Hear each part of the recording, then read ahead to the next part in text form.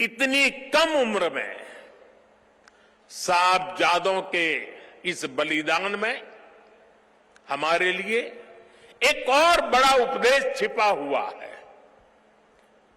आप उस दौर की कल्पना करिए, औरंगजेब के आतंक के खिलाफ, भारत को बदलने के उसके मंसूबों के खिलाफ गुरु गोविंद सिंह जी पहाड़ की तरह खड़े थे।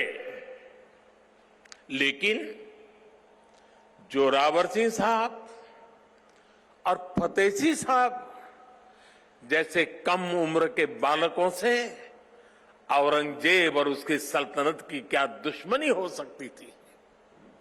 दो निर्दोष बालकों को दीवार में जिंदा चुनवाने जैसी दरिंदगी क्यों की गई?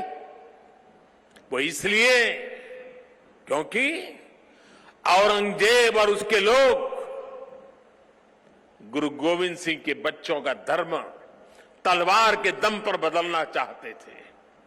जिस समाज में, जिस राष्ट्र में उसकी नई पीढ़ी जोर जुल्म के आगे घुटने टेक देती है, उसका आत्मविश्वास और भविष्य अपने आप मर जाता है। लेकिन भारत के वो बेटे, वो वीर बालक मौत से भी नहीं घबराए। वो दीवार में जिंदा चुन गए, लेकिन उन्होंने उन आतताई मंसूबों को हमेशा के लिए दफन कर दिया। यही किसी भी राष्ट्र के समर्थ युवा का सामर्थ्य होता है। युवा अपने साहस से समय की धारा को हमेशा के लिए मोड़ देता है। इसी संकल्प शक्ति के साथ आज भारत की युवा पीढ़ी भी देश को नई ऊंचाई पर ले जाने के लिए निकल पड़ी है।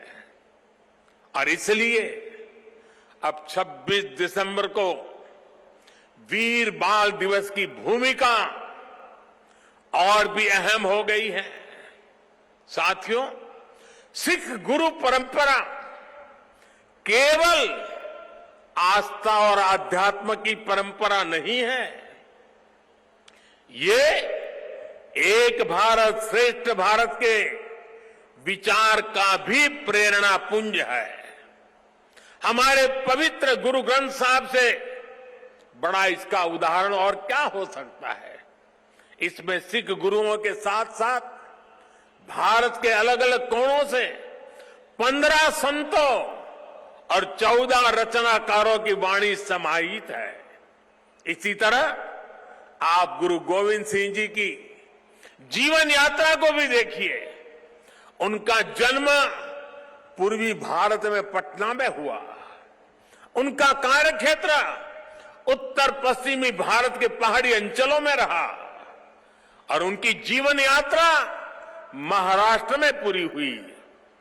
गुरु के पंच प्यारे भी देश के अलग अलग हिस्सों से थे। और मुझे तो गर्व है कि पहले पंच प्यारों में एक उस धरती से भी था, द्वारिका से, गुजरात से, जहां मुझे जन्म लेने का सौभाग्य मिला है। व्यक्ति से बड़ा विचार, विचार से बड़ा राष्ट्र, राष्ट्र प्रथम का ये मंत्र गुरु गोविंद सिंह जी का अटल संकल्प था। जब वो बालक थे तो ये प्रश्न आया कि राष्ट्र धर्म की रक्षा के लिए बड़ी बलिदान की जरूरत है। उन्होंने अपने पिता से कहा कि आपसे महान आज कौन है, ये बलिदान आप दीजिए। जब वो पिता बने तो उसी तत्परता से उन्होंने अपने बेटों को भी राष्ट्र धर्म के लिए बलिदान करने में संकोच नहीं किया। जब उनके बेटों का बलिदान हुआ तो उन्होंने अपनी संगत को देखकर कहा, 4 मुए तो क्या हुआ, जीवत कई हजार। अर्थात मेरे 4 बेटे मर गए तो क्या हुआ, संगत के कई हजार साथी, हजारों देशवासी मेरे बेटे ही है। देश प्रथम, नेशन फर्स्ट को सर्वोपरि रखने की ये परंपरा हमारे लिए बहुत बड़ी प्रेरणा है। इस परंपरा को सशक्त करने की जिम्मेदारी आज हमारे कंधों पर है। साथियों, भारत की भावी पीढ़ी कैसी होगी, ये इस बात पर भी निर्भर करता है वो किससे प्रेरणा ले रही है। भारत की भावी पीढ़ी के लिए प्रेरणा का हर स्रोत इसी धरती पर है। कहा जाता है कि हमारे देश भारत का नाम जिस बालक भारत के नाम पर पड़ा, वो सिंहों और दानवों तक संहार करके थकते नहीं थे। हम आज भी धर्म और भक्ति की बात करते हैं तो भक्तराज प्रहलाद को याद करते हैं। हम धैर्य और विवेक की बात करते हैं तो बालक ध्रुव का उदाहरण देते हैं।